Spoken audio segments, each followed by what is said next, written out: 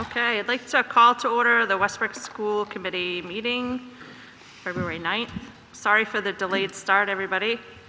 We'll just jump right in and start with the Pledge of Allegiance. Of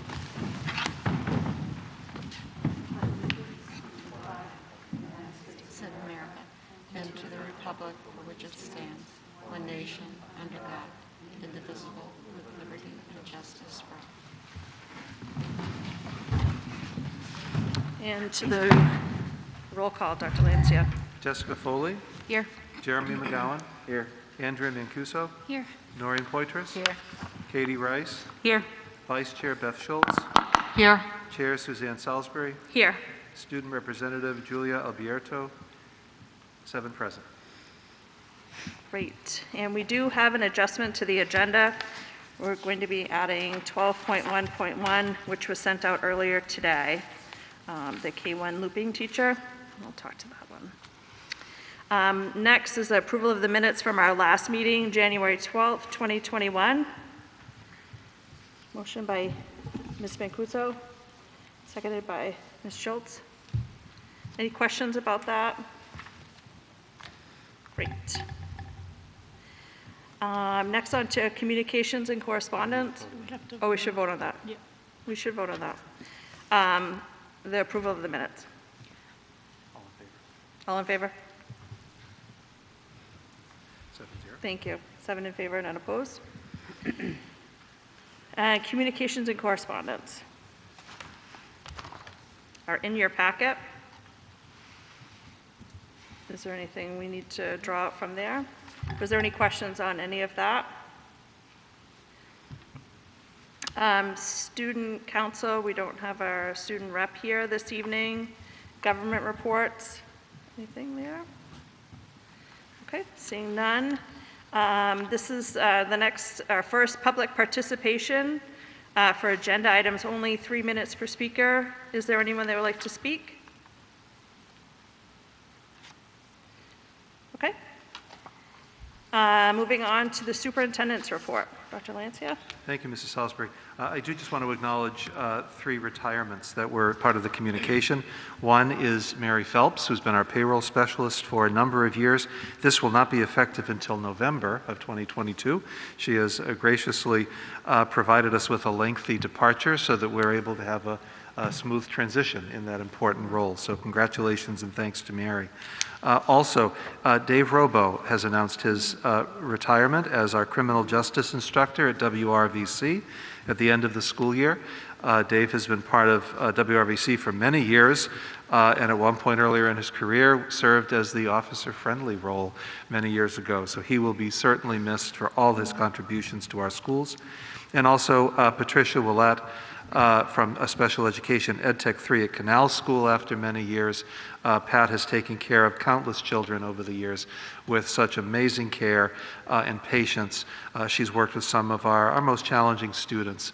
So thank you to her and to Mary and Dave for their many years of service. I'd like to call your attention to the Teaching and Learning newsletter that will be going out this week. The only highlight I'd like to make from that is that there will be a vaccination clinic, a COVID vaccination clinic held at Westbrook High School next Wednesday, the 16th, from 1 p.m. For staff and students, 1 to 2 p.m., and then for any members of the community, staff and students, from 2 to 6 p.m. This is a walk-in clinic. No appointment is necessary. So anybody who is eligible for a vaccination can come to the clinic. There will be first doses, second doses, and boosters available. So we look forward to welcoming people to Westbrook High School for that. And again, it's not just for Westbrook High School. It's for anybody in the community who is eligible for a vaccination. And thank you to our partners at Northern Lights Healthcare, as well as our own school nursing department and our supervising nurse, Melody Heath, for organizing that for us. I'd like to recognize one of our students at Canal School whose art is being featured in the Youth Art Month exhibit at the Portland Museum of Art. Autumn T. from Canal School's 3rd grade has her piece, and here's a picture of her piece, and I'll pass it around so you can see. This doesn't do justice, but if you are able to get into the museum throughout the month to see the Youth Art Month exhibit, It's always spectacular, and thank goodness it's back in person this year. So please go into the Portland Museum, and if you know Autumn or her family or anyone at Canal School, congratulations. And please pass that on, Ms. Hebert and Ms. Orzechowski, to let her know that we are very proud of her. And one last announcement.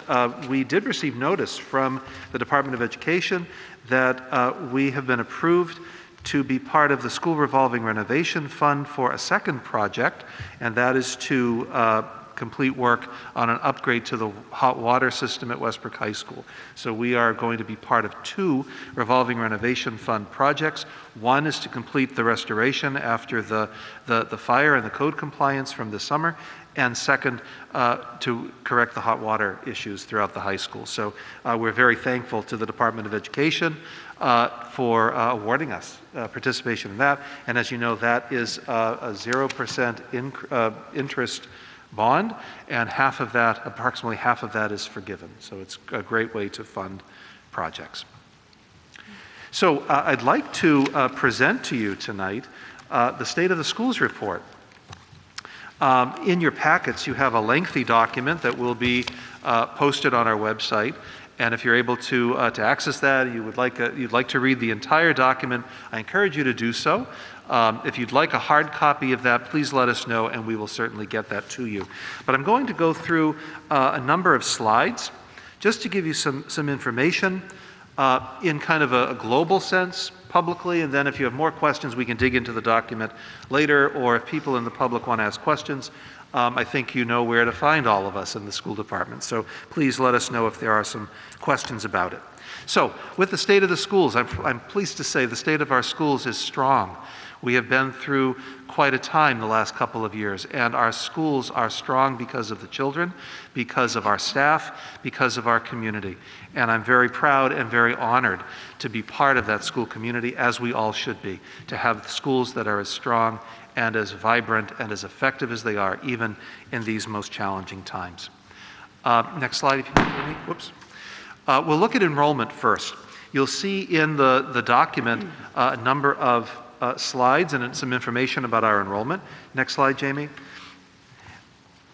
You can notice that over the last 5 years, we have seen a drop in enrollment of about 105 students since 2017-18 until this year, where we have 2,385 students. Interestingly, during this school year, we saw an increase of 36 students from October 1st until the beginning of February. I will note that there was a steep drop in enrollment the year that we experienced COVID. A number of our families chose to homeschool, to seek other types of schools. Another explanation for that drop of enrollment has to do with our high school, in part because there are many choices for high school in Greater Portland right now, including charter schools and private schools and parochial schools and homeschooling. Next slide. The demographics, this might be a little hard to see on the screen, but in the document you'll see that our racial demographics are broken down. 67.2% of our students identify as white, 20.2% identify as black, 5.5% Asian, 4.2% Hispanic, and less than 3% Native American or Pacific Islander. And you can see the number of BIPOC students, the number of students identifying as black, has steadily increased over the last 5 years. And that does correlate with the diversity within the city of Westbrook as well, although our pace of diversity is a little bit higher. Next slide. This is an important slide, and this was something that came out in our earlier meeting, but something that I think is really important to bring out. Our overall enrollment has decreased. However, the number of students in our district who have special needs has increased by 5.4%, and the number of our students who are learning English, our English language learners, has increased by 33.3%. So while the overall enrollment is lower, the complexity of our students is increasing, and along with that comes the needs for supports. We'll talk about special education services and ELL services in a little bit.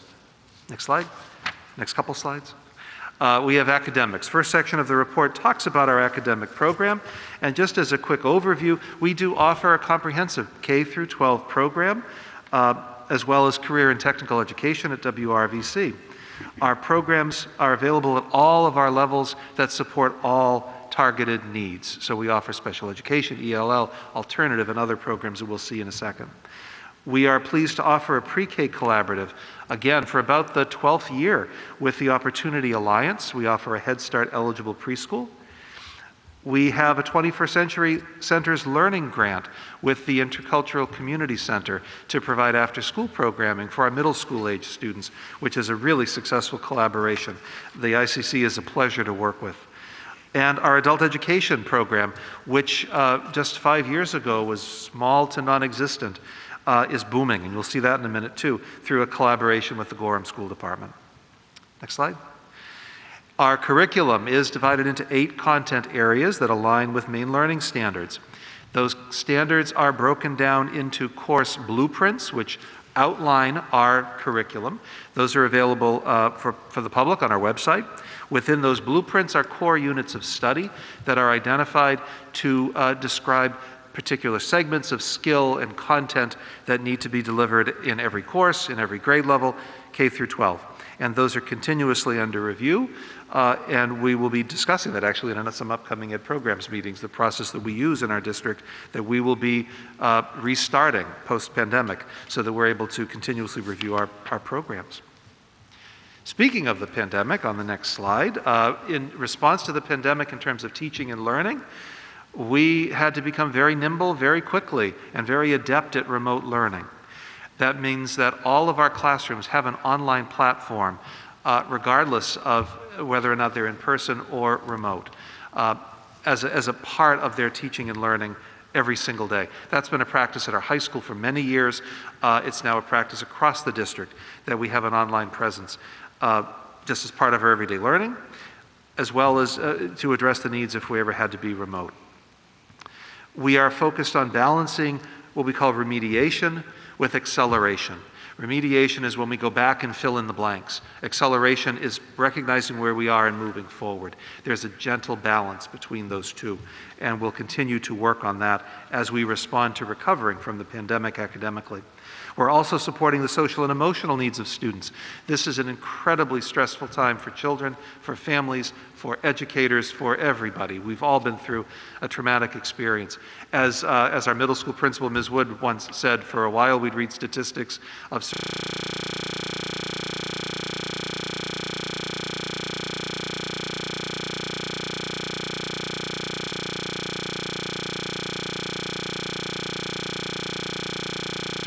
innovative school practices that support teaching and learning, that support strong learning across the disciplines. On the next slide, here are just a few of the key programs and initiatives that we have begun this year, that we're working on this year. We've refined the intervention labs, the literacy and MathWorks labs at the middle school. Middle school also has introduced a WIN period, which is what I need now, to support kids in real-time needs. We've added a cosmetology program at WRVC, which will provide another terrific option for our students in our regional schools and at Westbrook to learn the trade as well as the science of cosmetology. Also at WRVC, we were able to expand our Tech Start program so that children in 8th grade have access to our CTE programs as well. That's gone extremely well. We have been working on a math pilot this year, a program pilot, so that we are able to choose a new math program for our elementary schools. When we look at the data in a few minutes, the achievement data, you'll see why we need to be investing in a new math program. With our emergency ESSER funds, we chose to reduce class sizes so that we could provide for more social distancing, but also so that we could provide for more customized learning. We have increased our summer learning opportunities, both in person and online, last summer, as well as looking into this coming summer. And we've adjusted our librarian positions at the elementary level to teacher level positions as opposed to ed tech positions in order to further promote literacy and literacy integration across the curriculum. So those are just a few of our initiatives to support the pandemic recovery, to support our learning right now. The next slides talk about our EL programming. So just some quick data about that. Right now, well, I should say, as of last Friday, when this data was pulled, we have 570 students. And if our director, Regina Clement, was here to update, if I phoned a friend, that would be higher than that because we have new students enrolling all the time. Our program supports children who are considered at level 1 through level 4. Level 1 means someone who has very little English proficiency, someone who is brand new to the United States, someone who is just learning English language. Through level 4, where children have very functional English and are probably likely to be more independent without support services. We offer targeted classes, small groups, co-taught classes, general classroom support, as well as monitoring services. On the next slide, you can get a sense of the numbers, where our schools are in terms of the numbers of ELs. Sakarapa School has the largest number of ELs in the district at 33.3%. So a third of our children at Sakarapa School are identified as English language learners. The second highest number of children is at Westbrook Middle School at 134 students, but the second highest percentage is actually at Canal School. Canal School is our smallest elementary school, but 26.7% of the students at Canal School are English language learners. The next slide, you can see some of the comparisons within 5 years. The red bar shows where we are in 2022. The blue bars show where we were in 2017. So you can see some very steep increases overall, as well as at particular schools. Our next slide gives you a snapshot of our primary languages.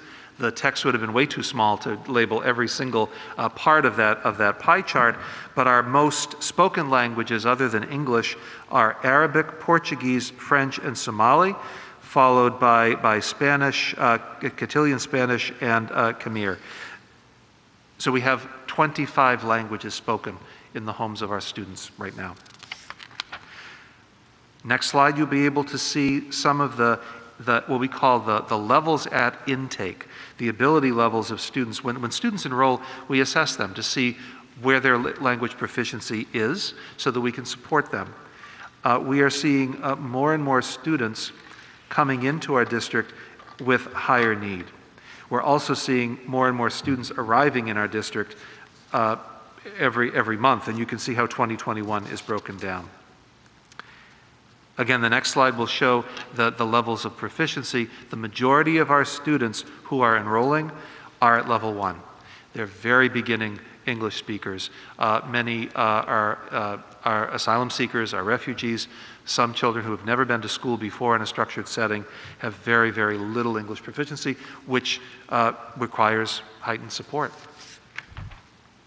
Our Special Services Department is also seeing a high increase in the number of students. Right now we have 541 students who have IEPs, individual education programs, who qualify for special services in the district. That's 23.03% of our population. Almost a quarter of our students qualify for special education services. And the number of kids, that's an increase of 14 kids since October. We offer programs in Resource Room, which are targeted small groups for short amounts of time through functional life skills, functional academics, which are more self-contained, more continuous programs. We have speech and language programs, occupational, physical therapy, social work. We also provide Braille services. The Special Services Department also manages our 504 plans. Our Section 504 provides accommodation for children with disabilities or with needs that will impact their daily work, their daily lives. We also manage the early childhood CDS, Child Developmental Services intake, and we also are responsible for the education services at Spring Harbor Hospital, managing the intakes and managing the IEPs there, because Spring Harbor Hospital is within the city of Westbrook. We have a number of referrals for special education every year. On this graph, the blue bars show the number of children who are referred for special education services. The red bars show the number of children who actually qualify for services after a large battery of assessment. You can see that there are many more children who are referred than qualify. That's not because we're saying, no, we're full. We can't say that. But after a battery of tests, it's determined that they're not eligible because there are some very strict qualification guidelines for special education services. I show this slide because this represents a huge impact on our staff. Because when a child is referred, either by a parent or by a teacher or by a team, we test them. We provide that battery of tests, and each battery of tests is very time-consuming, it's very labor-intensive on the teachers, on the psychological service examiners to conduct those. So that large number of referrals is an impact on our staff. Can I ask a question about that? Yeah. So you're talking about the students that qualify for IEPs or the REDs? So those referrals that are coming in, do those still demonstrate students with higher needs that would then need to be accommodated with a 504? So the blue, just because they don't qualify for the IEP under the special education statutes doesn't mean that there aren't additional resources that we sort of need to be attending to meet the needs, the classroom needs of those students. You're absolutely right. All of the children referred in the blue bars represent significant learning needs. There's a reason why people refer. We don't just refer kids for special service testing for fun. You know, there's a need.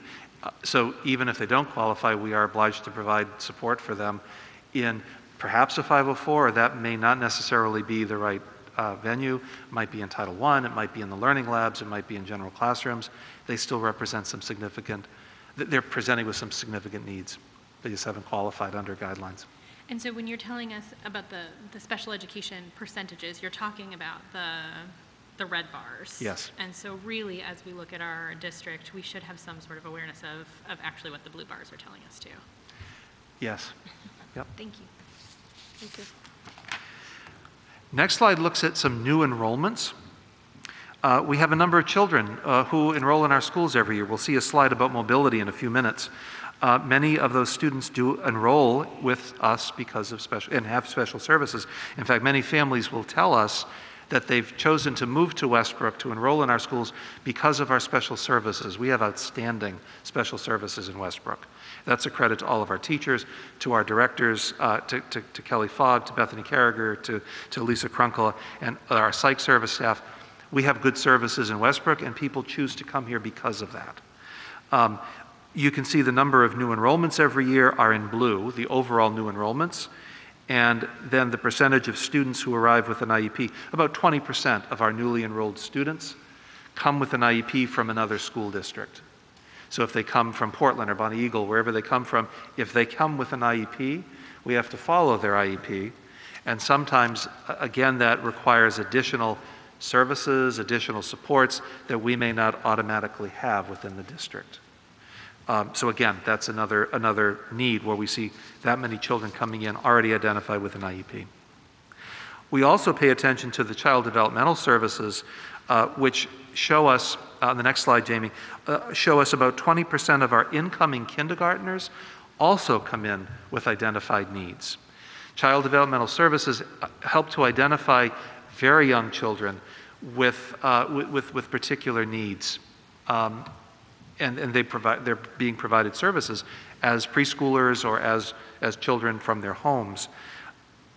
Every year we see a very strong number of CDS registrants, which indicates that they already have a specialized plan that we begin to follow, which would likely result in further assessment so that we can start to develop IEPs for those. When Bethany Character DeRozier goes to CDS meetings, she always comes to report those to me, and the numbers always seem to grow every time they go to one of their meetings. Now, Ms. Mancuso mentioned about students who are not necessarily qualifying for special ed services. What then? One of the what thens we have at our elementary schools is Title I.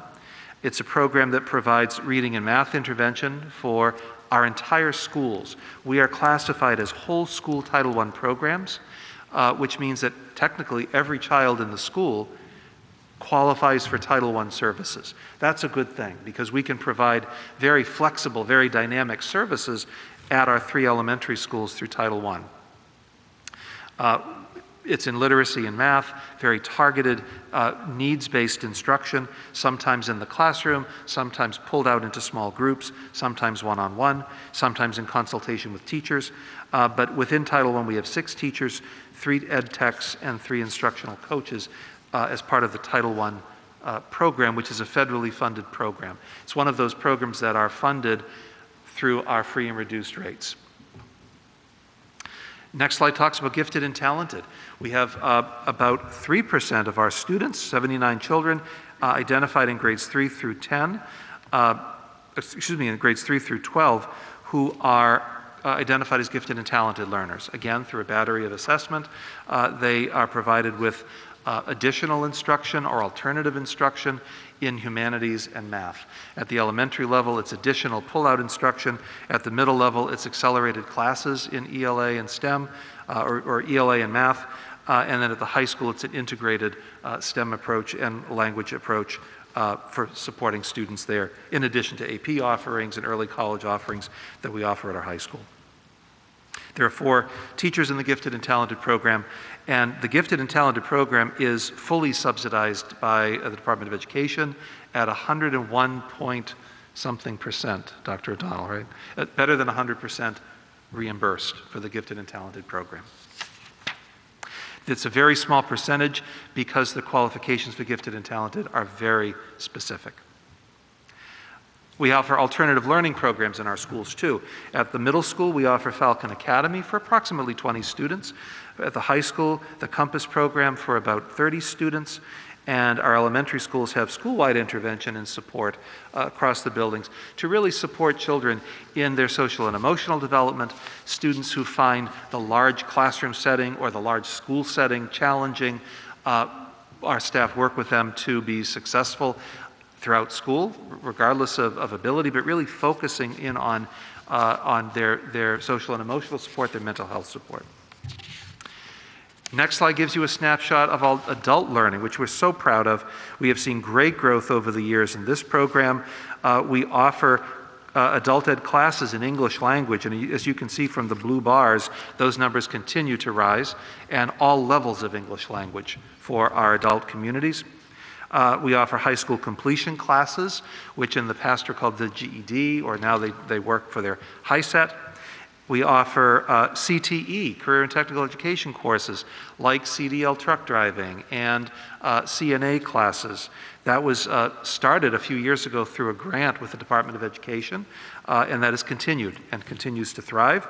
That's also in partnership with WRVC. And for this year, we started to offer enrichment classes, which is the first time we've offered that in this rebranding of the program. So there was a great booklet that was just published and sent out to folks, so we have copies here, there, and everywhere, taking adult ed classes. Dr. O'Donnell and I may be teaching a cooking class this spring, so if you dare, come on in. We're very proud, on our next slide, very proud of our work at WRVC. WRVC is one of the gems in the Westbrook School Department, one of the gems in the region. It serves 383 children. I say children, they're teenagers, but they're all children. They're always children. From Westbrook, Gorham, Scarborough, MSAD 6 and MSAD 14, or RSU 14, excuse me, as well as Falmouth, South Portland, Yarmouth, and Mr. Fields may correct me, there may be a couple of other school communities that now send children here to WRVC because of our program offerings. We have 20 programs that include culinary arts and early childhood occupations, construction programs, computer technology programs, medical occupations programs. Some of our most challenging courses are taught at WRVC. In fact, the hardest textbook in this district and in any district across the United States is that of the electricity program. And we have extremely high results from that program.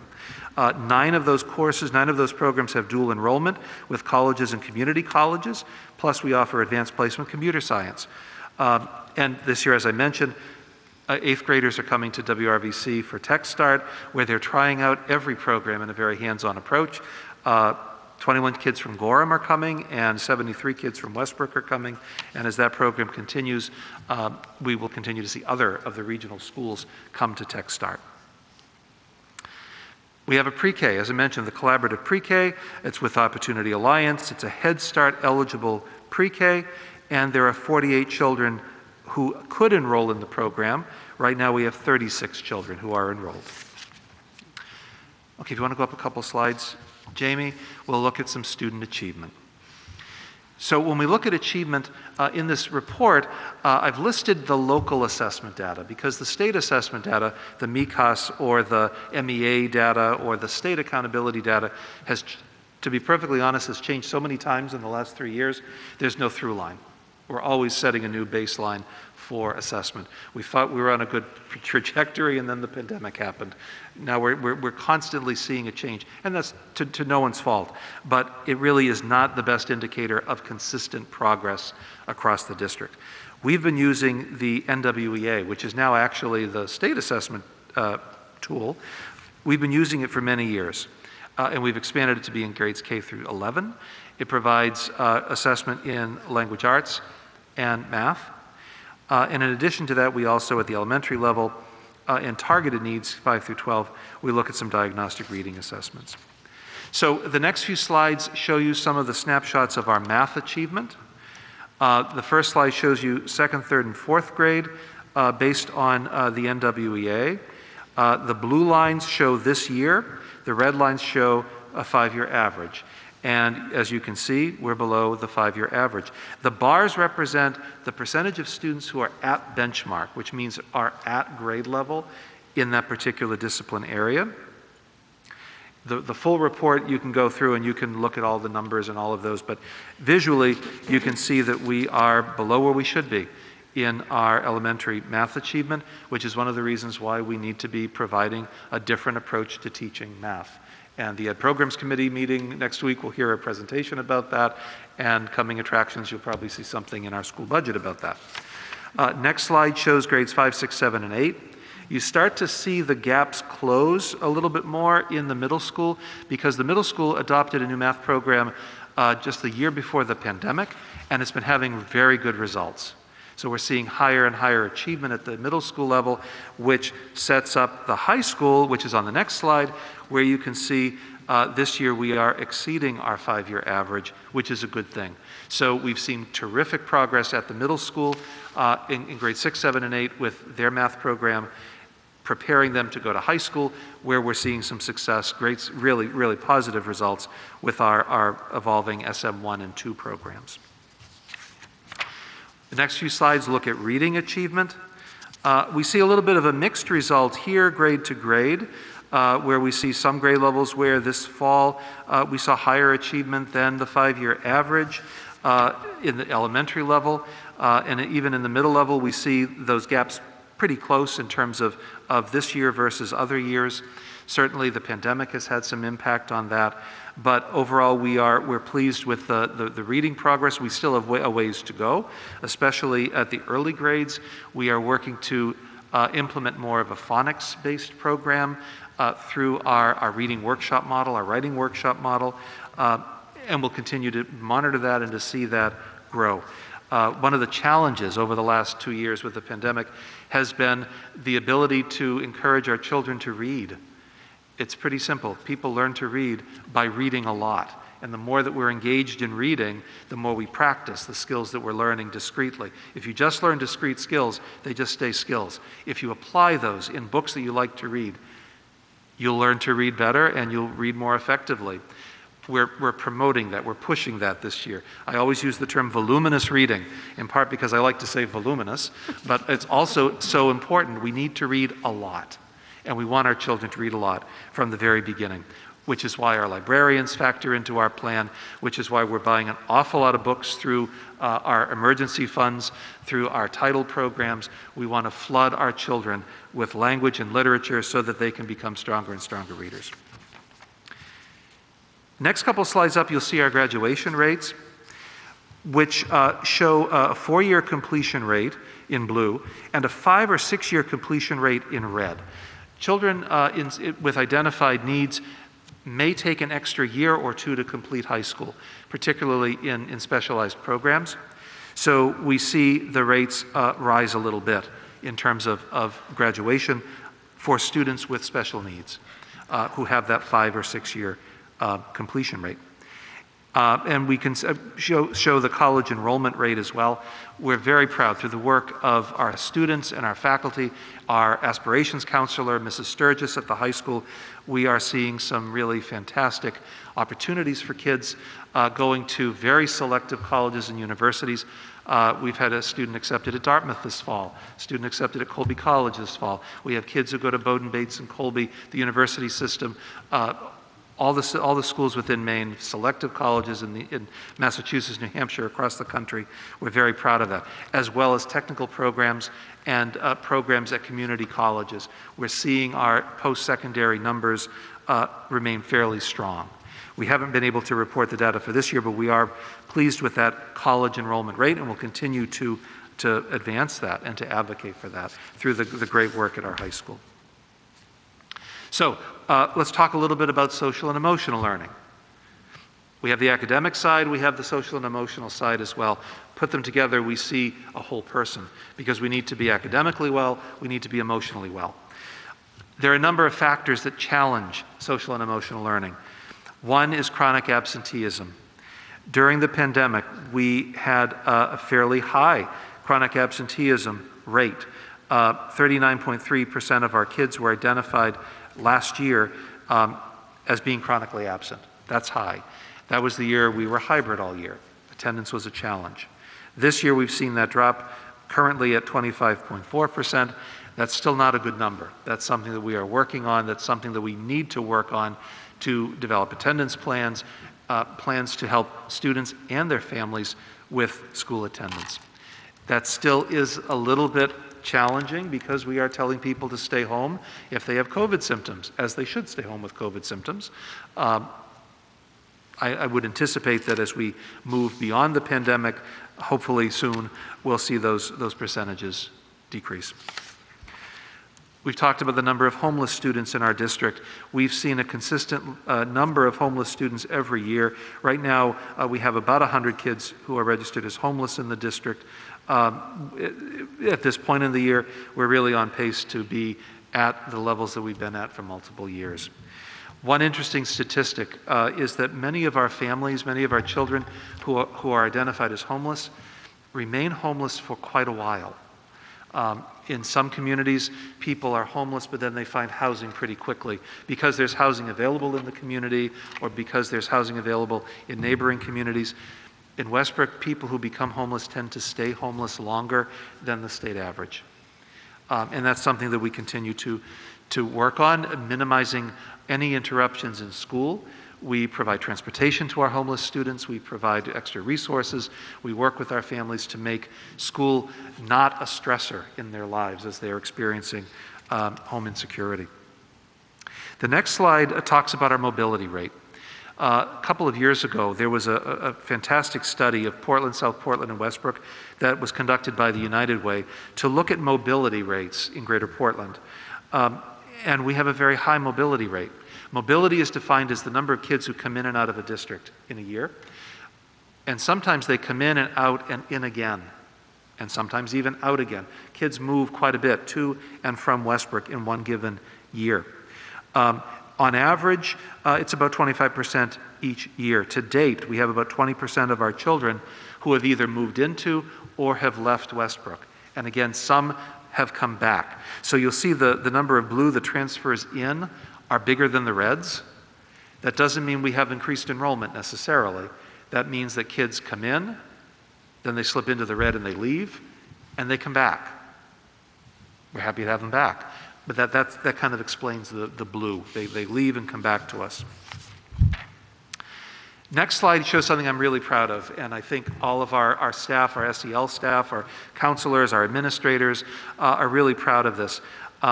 Particularly at our high school and our middle school. The number of in-school suspensions, out-of-school suspensions, and expulsions has decreased drastically.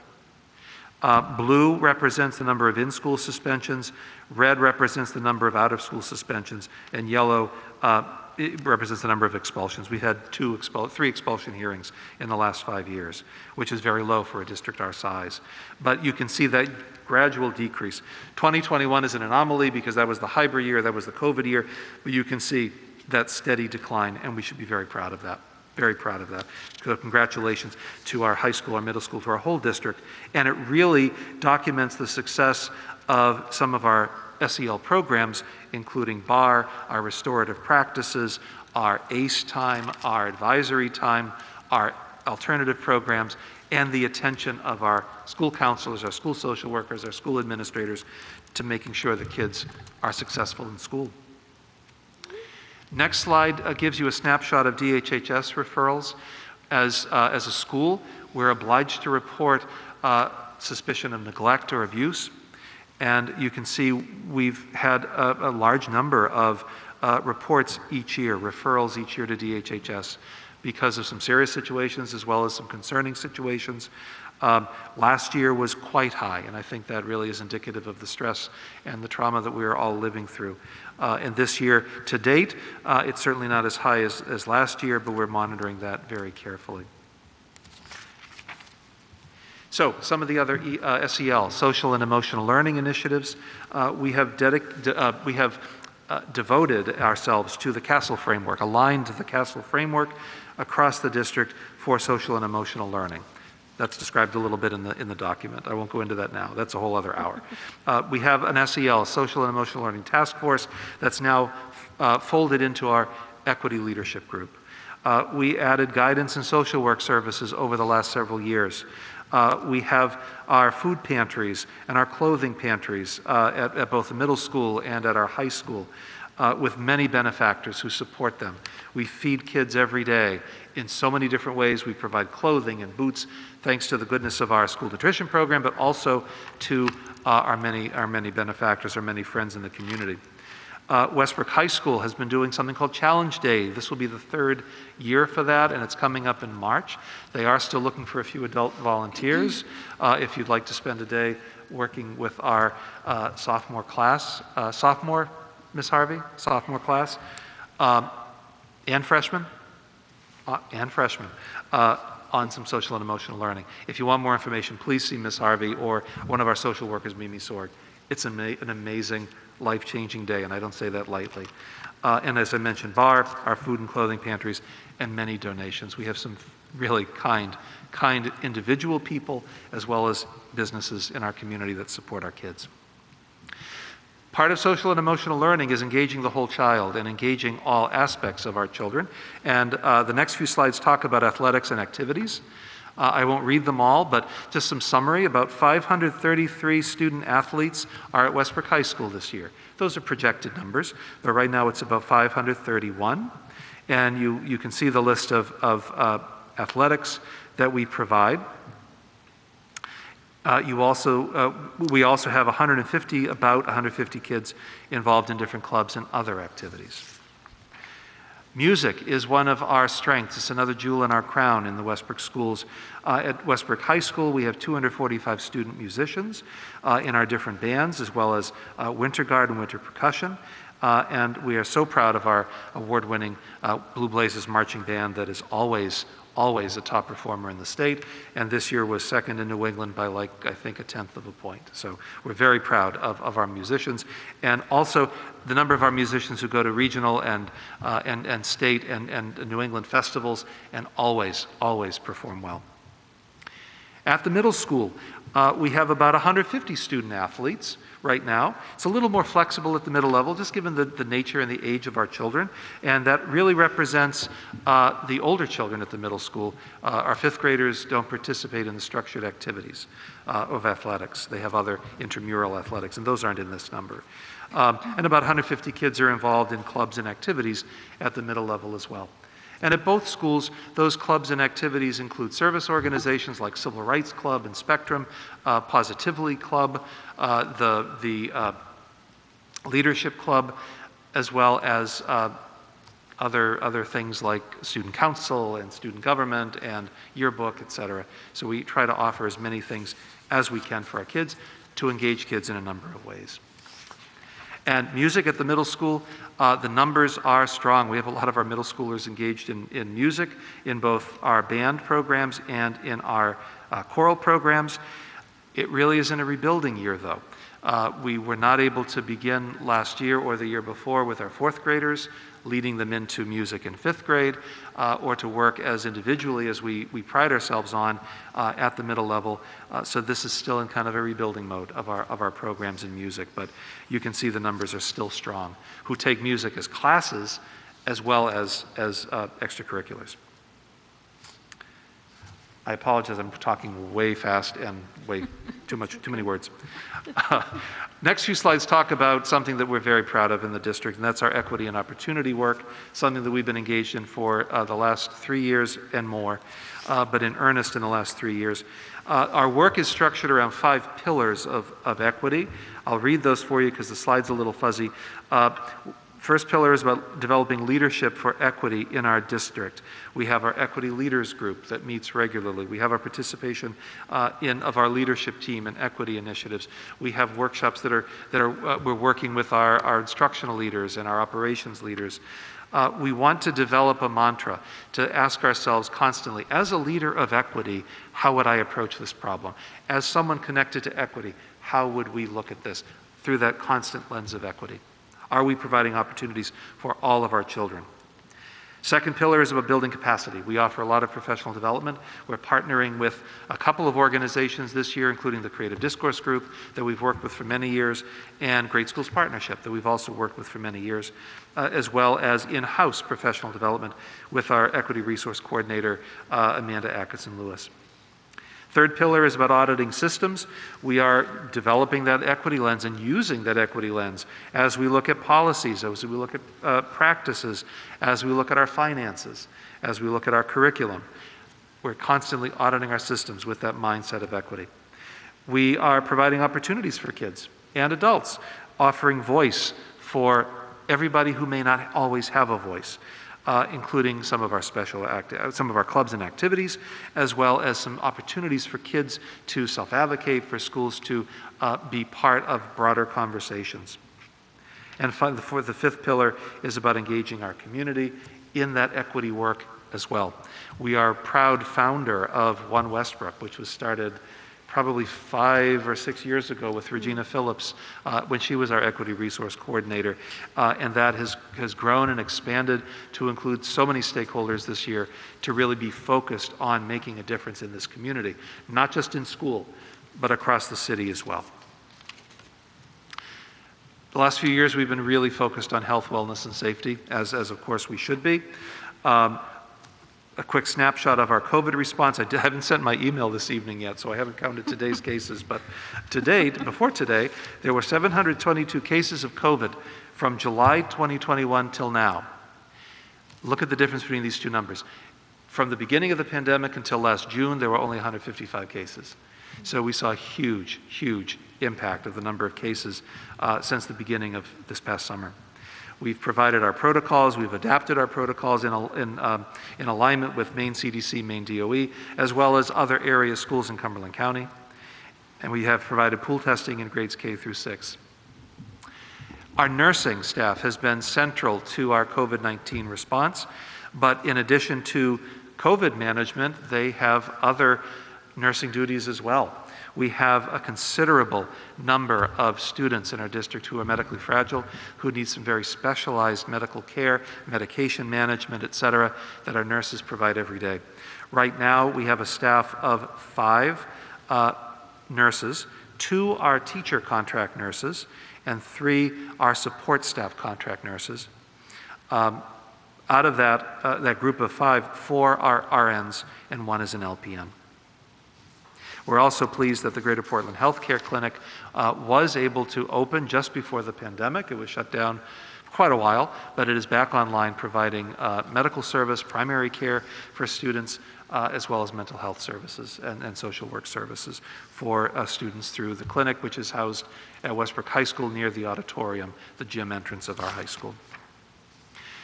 We've been continuously paying attention to safety in our schools over the years. Again, as we should, we have continuously worked on drill planning and drill functions with the Westbrook Police Department. They've been terrific partners in this work. This summer was a wake-up call with the fire at our high school, as well as the number of code violations that were identified at our high school.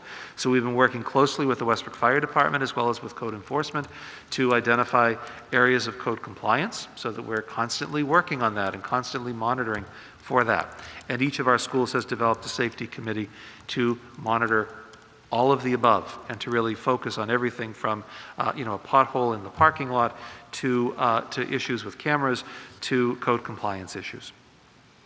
Okay. The next few slides talk about our magnificent staff. Staff is the backbone of the Westbrook schools. We have right now about 278 teachers, 194 support staff, and 24 administrators. The number of teachers is slightly higher this year because we have added a number of teachers this year for class size reduction in 1- and 2-year positions. Some statistics around our staff, some demographics of our staff. 30% of our staff have advanced degrees, master's degrees, or PhDs, or EDDs, or advanced study certificates. Many have 2 or more master's degrees. 55% of our teachers and staff have been here for less than 3 years.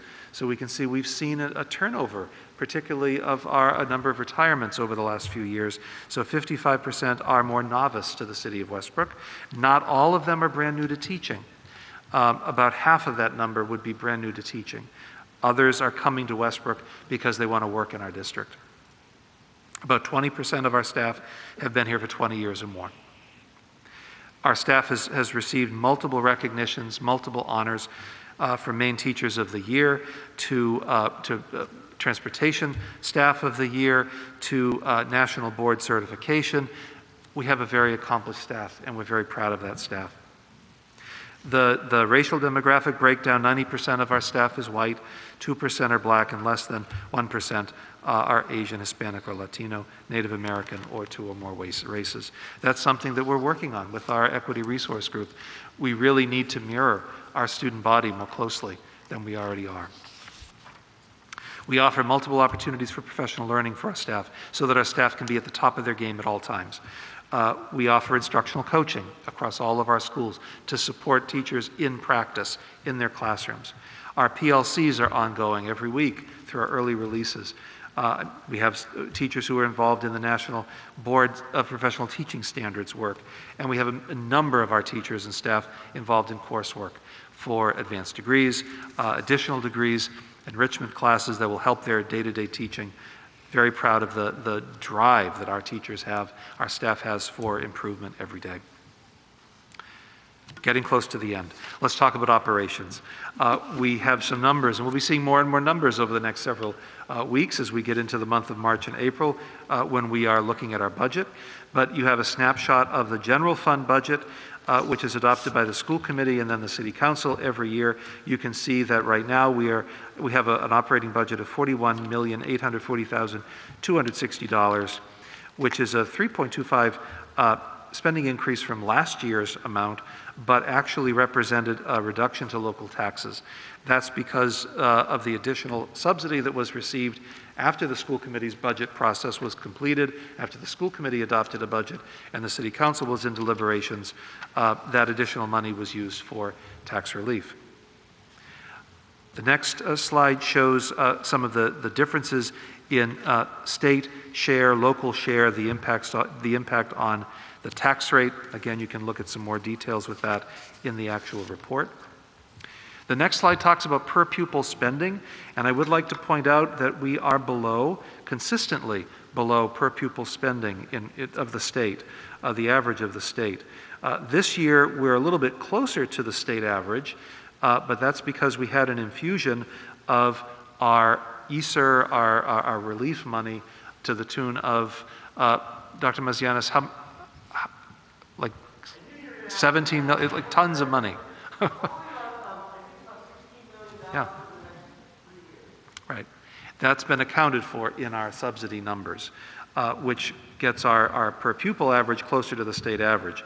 It was about a 19.8% increase from 6.1% to 19.8% in terms of the per pupil spending.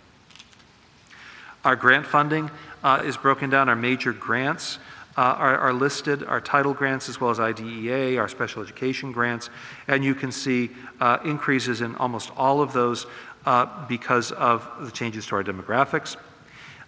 The only time we really see some decreases is if that program itself was restructured, like the Title IV program has been restructured in different times, or because different congressional decisions impact some of that federal funding. Next slide quickly summarizes some of the work that our finance department has been doing, that the finance committee has been doing over the last 2 years. After the FY19 audit identified the $3.5 million deficit in our grant accounts, mainly in Main Care, the Spring Harbor Fund, and the Food Service Fund. You can see that that deficit has been reduced every year at a rate faster than we put into place with our corrective action plan. It was reduced to just over $1 million in FY20.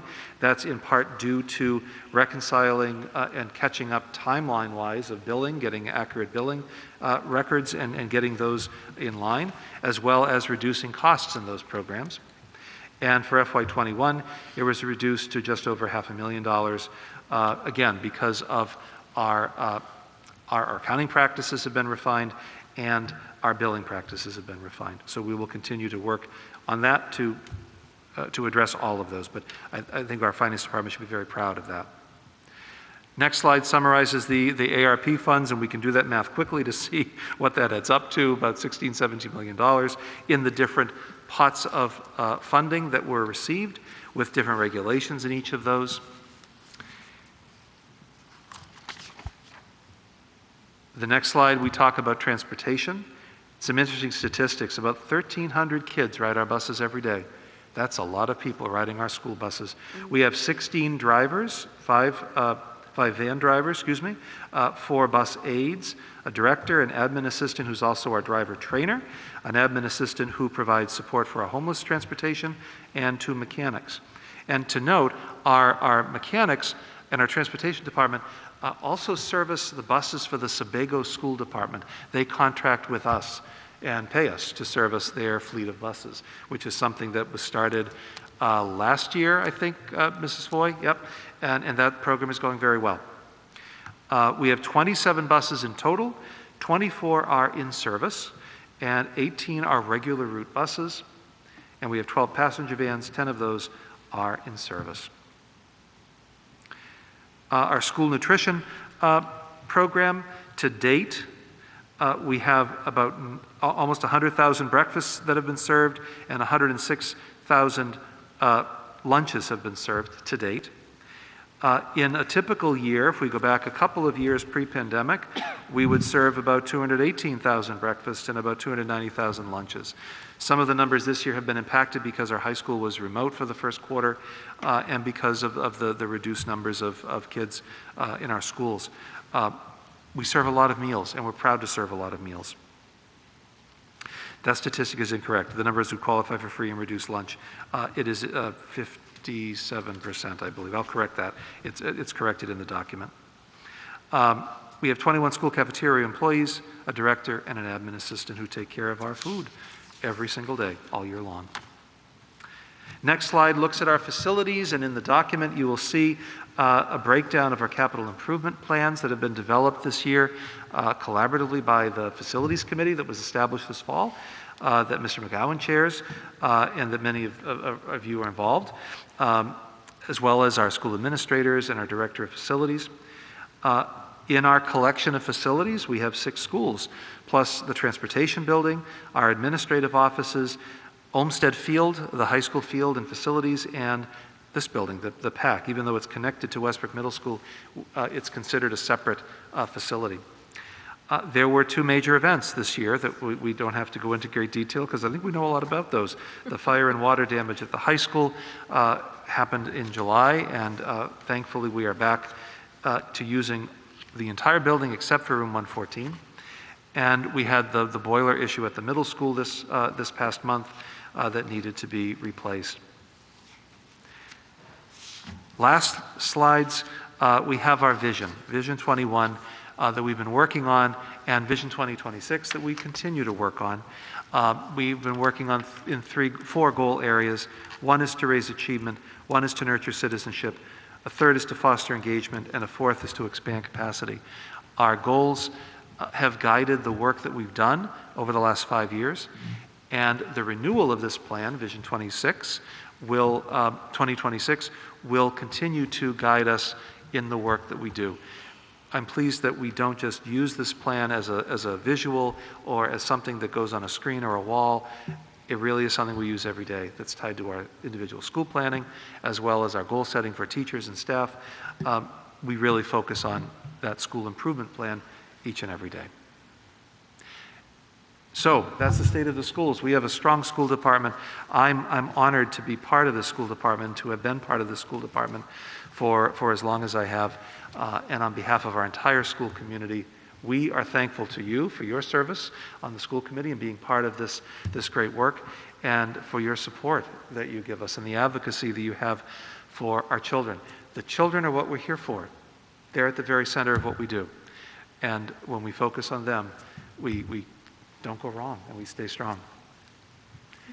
And that's my report. Does anybody have any questions for Dr. Lancia? That was a lot of information. Feel free to reach out if you do have questions. I think we're all getting to that stage of knowledge overload, which is a good place to be, though. Yes, Beth? Well, I hope that this will be shared. We heard a presentation tonight from the City Council, and it would be, I think, just so helpful to have them see the big picture and all the details and the data. Is that in the works, or is that something that shared, like? Have a shared meeting where we share this report, or a joint meeting where we share this report and talk about it? There isn't one scheduled, but that certainly could be something. I gave him a copy of it tonight. Okay, all so right. that was good. Okay. And we'll make sure it's on the website too. Good suggestion. It's chock full of information Yeah. and data, so everything is there. It's so comprehensive. Right, move on to chair and committee reports. Are we all set? Anything else? Please. Just really quickly, the chair report, I just want to take a quick moment and mention earlier, I think you guys were all here for it, so I won't talk too much about it, but the City Council school meeting, thank the City Council and the mayor for being a part of that meeting and their presentation, and the collaborative work. I hope we can keep rebuilding that and keep that work going. And I'm glad we were able to share the State of the School report, which is helpful. Thank you for preparing that, Dr. Lancia, and I know that was quite a big job, and I appreciate that. And I think the final thing I just wanted to say was that, the state of the schools being strong is really a testament to the staff and the administration for making us there. We know we have great kids, but we're really surrounded by a lot of great staff, and I definitely appreciate that consistent work and really daunting environment right now. And then I'm going to move on to the finance report. We had a meeting this past week, and we, as we always do, we go over our monthly financials, just kind of get an idea of where we are financially, and we talk about some of the enterprise accounts and just a really big overview. I'm happy to see people are asking questions and attending, and which extends as well to the collaboration with the city and starting those conversations going. I won't go into too much detail, everything. We had a great presentation from Dr. Marjanis about the ED 279, which is the funding formula from the state, which is probably the most confusing formula there is anywhere, I don't know. And he did a great job of explaining of how the state determines how much money we'll get, which I appreciate that. And we'll continue talking about that because it's an important document, and it's important for us to understand how it's determined how much money we get. And we've, talking about our finance department, changing as a result of our audit and things that we need to continue to work on, and what can we do to strengthen and provide that support that they might need. Dr. Lancia mentioned earlier that Mary Phelps is retiring, And so fortunately, she's given us the opportunity to have time to be able to find someone and train them. So that is exciting. Our next meeting is March 2nd at 5 p.m. March 9th, sorry. Oh, March That 9th? was rescheduled. Oh, yeah, rescheduled because of Ash Wednesday, yes. And I'm going to talk some more. When I give you the important dates, I'll list off all the exciting upcoming dates for us to go over the budget. So stay tuned for all that. The policy committee? So the policy committee met on January 24th, and this is my first chair report out, so I hope you'll alert me if I'm not giving you the right information. We reviewed 4 policies. The first is JCLD, which proposes adding Narcan administration to the administration of medication to students policies. We had a wonderful presentation from the Westbrook Partners for Prevention Committee around how we can prepare our schools to be able to respond should it ever be necessary, given the significant increases in opioid overdoses in our state. And the policy that you see in your packet, the updates to JCLD reflect that discussion. And we're really incorporating recommended language from the Maine School Management Association. The second policy that's on the agenda for tonight is IMBB, exemption from required instruction, which governs the school department's response to exemption requests. There's a few fairly minor but substantive changes that also align with recommended language. Adding a paragraph G to note the impact on validity of local assessments as a consideration, and towards the end of the policy, adding some clarifying language around appeals going to the superintendent, and updating some legal references. You'll see in the notes that one policy that's noted as an FYI, minor change to a legal citation to make it correct. And we did discuss policy ILA, and we'll be continuing to discuss that at our next meeting to make sure our policies reflect current practices around the multiple measures of assessments of student achievement that the district has implemented. And our next meeting will be February 28th at 5 p.m. at Central Office. Great, thank you. Ed programs? Yes, we met on January 19th, heard an outstanding presentation about universal and intervention programs. It's very comprehensive. Hats off to everyone. We also learned about instructional coaches that do more professional development and intervention specialists that obviously specialize on a content area.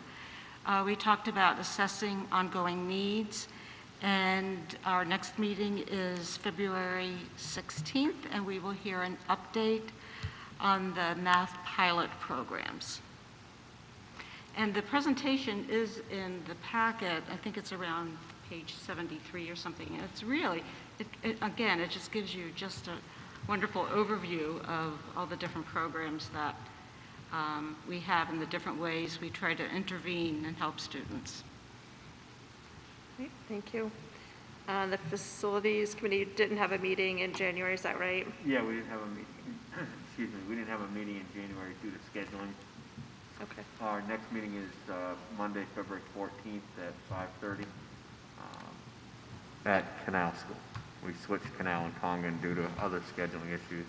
So we'll be at Canal next week to start going over the needs that the school's looking at and making sure we're prioritizing everything correctly. Okay, great. There doesn't appear to be any old business. New business, 12.1.1 is, this is an adjustment to the agenda, the K1 looping teacher, 2 years only at Congan. What are the wishes of the committee? Motion by Ben, Ms. Schultz. yeah. Yep. And seconded by Ms. Mancuso. Great. Any questions about that nomination? Yes. Can you let us know, when do you expect that person to be onboarded and in classrooms with teaching students? So the transition plan should happen very soon, having the person start to get to know all the children across the kindergartens, to start to go into the other kindergarten classrooms, so the kids start to recognize her and who she is, with the goal of the week after vacation being the time for the transition to happen. And I believe that Mrs. Brooks has been in touch with families already. So that was my next question, is when can kindergarten families expect to be engaged in the conversation about this happening? Because as the parent of a kindergartner and engaged in conversations with other kindergarten parents at Congan, I don't think parents have been engaged in conversation around this. I can check with that, and I'll have her give you a call. Thank you. Any other questions? Is this the first? I'm sorry, I Is can't. this the first? First and final. First and final, okay. Okay. I Yes. just want to make sure. Yep. Thank you, sorry. I have to change the seating arrangement because I can't hear. You really can't, I'm sorry. Okay, all right. 12.1.1, we have a first and a second. All those in favor? Do we need a roll call? All those in favor? Okay, that's 7 in favor, 0 opposed. Okay, thank you. 12.2. Is there a 12.1? Are there other teaching nominations? No, just that one. Okay.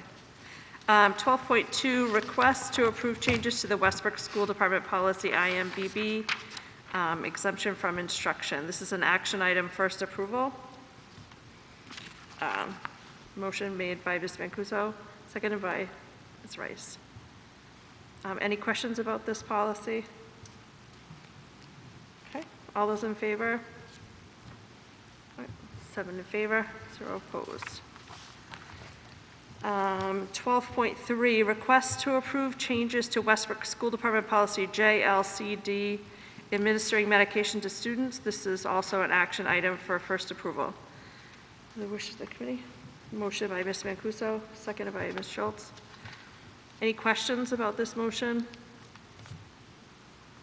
Can I Okay, motion to although- make it a final? I'm sorry. Can I motion to make it a final? First and final? First and final? Is that what you said? Yes. I believe you're able to with policy. Yep, you could. You want to do that? Yep. Okay. First and final? If both the people first and seconded, who moved and seconded, they agree?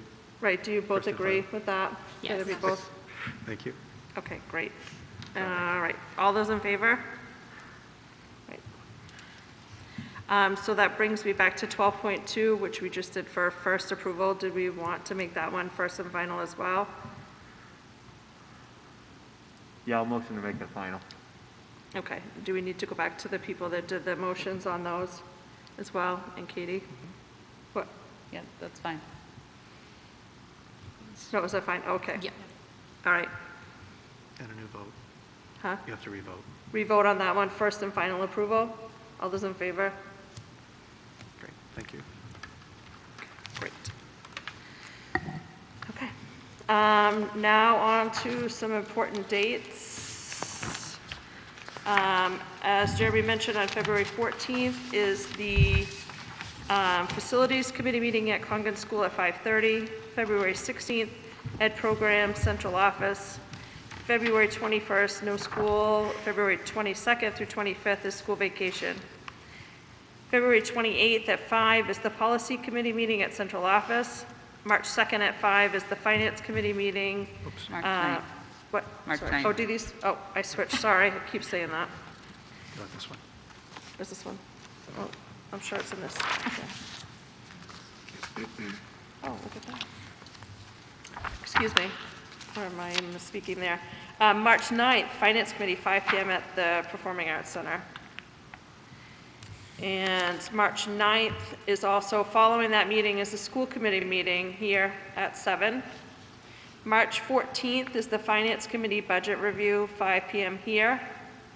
March 15th is also a Budget Review, 5 PM here, and March 16th will be here as well. March 18th is Professional Development Day, no school for students. March 21st, Facilities Committee, 5:30 at Congan. March 23rd, Ed Programs Committee, 5 PM at Central Office. March 28th, Policy Committee, 5 PM at Central Office.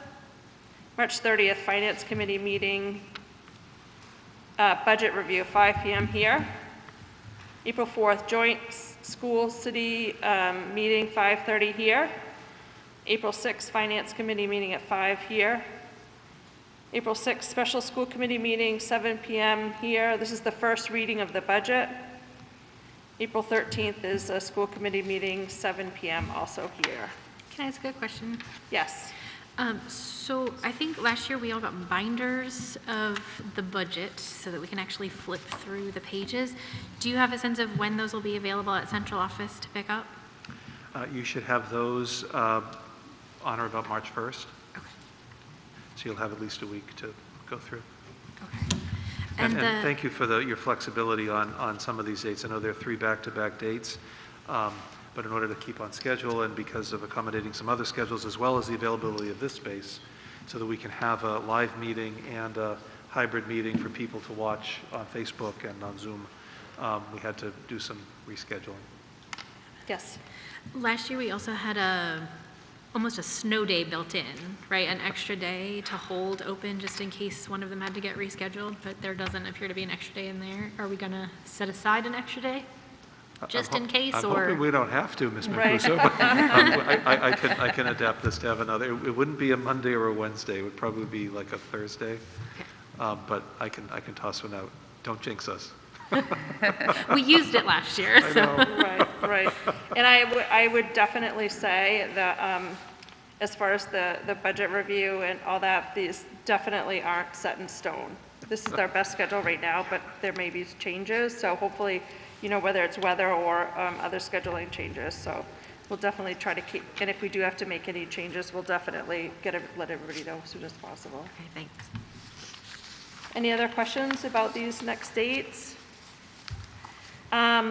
Okay. Final public participation, any school-related matter, 3 minutes per speaker. Is there anybody that would like to speak? School committee? Anybody? We cleared the room, I feel. Okay. Are there any announcements? No. Anybody? Nothing. And I just request a motion to adjourn. Everybody. Jeremy and Ms. Mancuso. All right, all those in favor? Thank you. I'm sorry about this date thing.